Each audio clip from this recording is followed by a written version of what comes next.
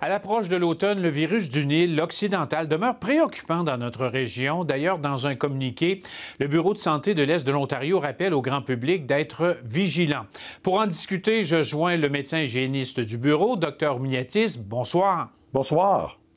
Alors demain, c'est la fin de l'été. On pensait que le virus du Nil, c'était un peu derrière nous. Vous nous dites, vous, qu'il faut demeurer quand même aux aguets? Oui, actuellement, il faut vérifier aussi, il faut dire qu'on n'a pas de cas humains jusqu'à date. C'est une bonne nouvelle, mais par contre, on a trouvé deux différentes souches des moustiques, parce qu'on fait la surveillance, qui ont le virus. Et on se demandait, est-ce que ça vaut la peine de faire un autre communiqué de presse? J'ai dit oui, c'est parce que, comme vous avez dit tantôt, on s'attend que c'est fini, parce que là, on est en automne, c'est fini. Mais on voit, ça fait des années qu'on voit le même type de progression, qu'on voit actuellement des cas de Nil, de ce virus, septembre, octobre. Parce que là, ils ne meurent pas, les moustiques sont encore là, ils ne meurent pas parce que c'est pas trop froid.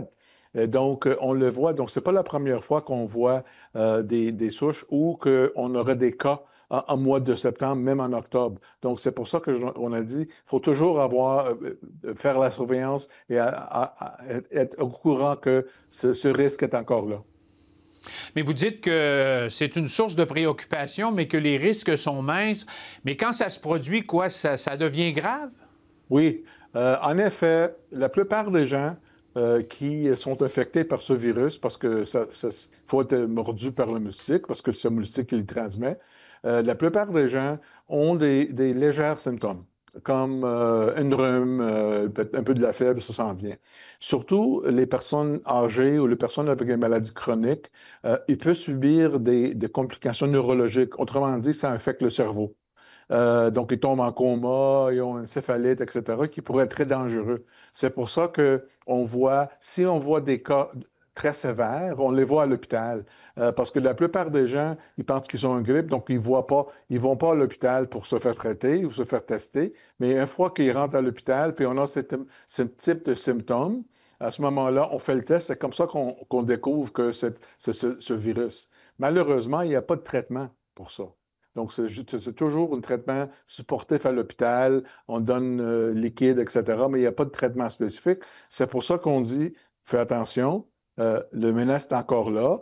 Oui, dans notre région, comme vous voyez, on est un peu l'est de Ottawa. On n'a pas des cas humains, mais à Ottawa, il y a des cas. Et je peux vous dire, les moustiques, ils vont loin. Ils se penchent sur un oiseau, puis l'oiseau peut aller 10 kilomètres. Donc, c'est pour ça qu'on dit dans notre région, fais attention, c'est pas encore le temps de dire, oh, il n'y a pas de risque. Qu'est-ce que vous recommandez essentiellement pour se protéger? Deux choses. Premièrement, porter les manches longues, mettre un insectifuge avec DET, ça c'est très important.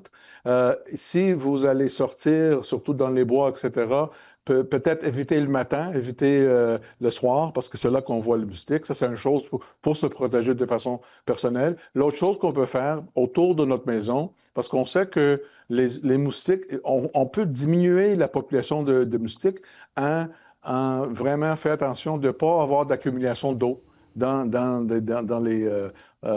tout ça qu'on voit dans les pneus, etc., on peut le voir, parce que c'est là que les œufs, ils pondent les œufs dans l'eau accumulée.